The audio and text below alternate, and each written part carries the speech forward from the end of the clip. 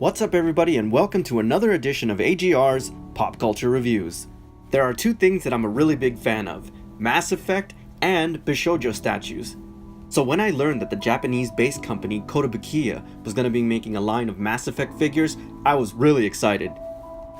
The term Bishoujo in Japanese literally means beautiful girl, and that's what these statues are.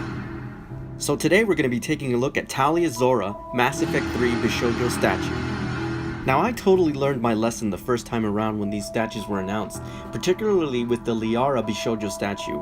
Right now, that figure is set on Amazon for approximately $899. That's absolutely incredible when you consider that it retailed for about $59.95. So when I learned that they were continuing their line with Tali, I absolutely jumped on it. Tali Zorah is arguably one of the most popular characters in the Mass Effect universe, and without a doubt one of the most memorable and integral characters in the video game. Okay, so now that we got all that little backstory out of the way, let's take a closer look at this figure. What immediately struck me about this figure is her stance. Apart from being badass, it is straight with the line art on the packaging, and that's something that's very hard to do. Most of the Bishoujo statues that I've collected kind of look like the art on the box, but this one looks spot on.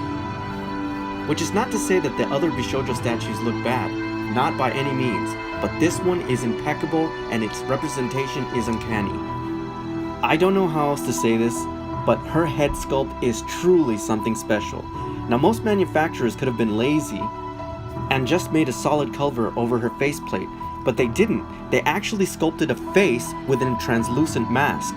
And if you look really closely as the light catches the figure, her eyes actually light up. They almost glitter at some point. Very, very, very impressive. I also have to mention the spectacular paint job done on her hood, not to mention that it's textured. You can see the fabric folding and how the intricate designs move around those folds. This amazing attention to detail extends onto Tali's gauntlets as well as her rifle. As you can see, her gauntlets are adorned with extra shells of some kind, presumably for her rifle. Speaking of her rifle, it is absolutely magnificent. I really love the complex layers of gunmetal, silver, black, and blues. It really brings a lot of heft into this rifle. Amazing. One of the other remarkable aspects of Tali's rifle is definitely in the sculpt. It doesn't look like one solid piece, but rather several pieces that have come together to make up this rifle. In that respect, it's almost like real life, where you can actually take apart this weapon. The use of dry brush technique is also expertly done in this figure, and you can really see it on her shoulder armor.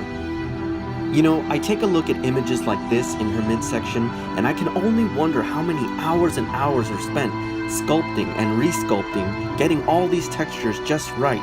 This is evidenced by the textures in her thigh, and then down by the different textures in her knee joints.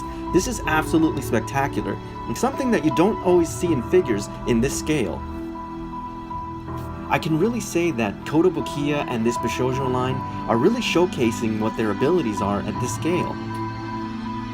Tali's boots are nothing short of amazing. As you can see, it's not just one solid piece, but similar to medieval knights, it's several pieces coming together to fit her alien form. The paint job here is also spectacular, and I know that this is actual ABS plastic, but because of that paint job, again, it looks like it's metal or some kind of alloy on her legs. Tali also comes with one really cool detail that I hadn't noticed, and that's her combat knife that can be found on her left boot. Now, unfortunately it's not removable, but that doesn't matter, the sculpt looks amazing. Now you all know how I am when it comes to bases, and for me the smaller the footprint the better. I really like the style that they went with this base. It's very futuristic. Also, if you notice really closely, the base has a little hint of purple, similar to the color of Tali's armor. Okay, so you knew this was coming. As you know, many of the Bishoujo statues have a way of accentuating certain parts of the statue, and that's the same case here. But I don't think anybody's really complaining about that. That is the whole point of these statues. Now, I'm not really certain if you can call these accessories, but the statue does come with these two little inlays that you can stick underneath the base if you want to display a logo. Now you have two of them, one that reads just Mass Effect 3, and the other that has the image of Tali and the Mass Effect 3 logo. I guess it's up to you to decide which one you want it to display with. Now, as I mentioned, these are just inserts, so it's very simple. You just stick them underneath the base, close it, lock it in place, and you're good to go. Ultimately, for me guys, this rendition of Tali Zorah is very impressive, and given the fact that the other pieces are very popular and going for obscene amounts of money, I had to jump on this. I really am a completist, so I can only hope one day that I'll find a Liara figure that's at a reasonable price, but you know, collecting is collecting, and supply and demand is a very big thing. But we'll see, maybe one day. Alright everybody, so that's my official review on Tali Zorah Mass Effect 3 Bishoujo statue.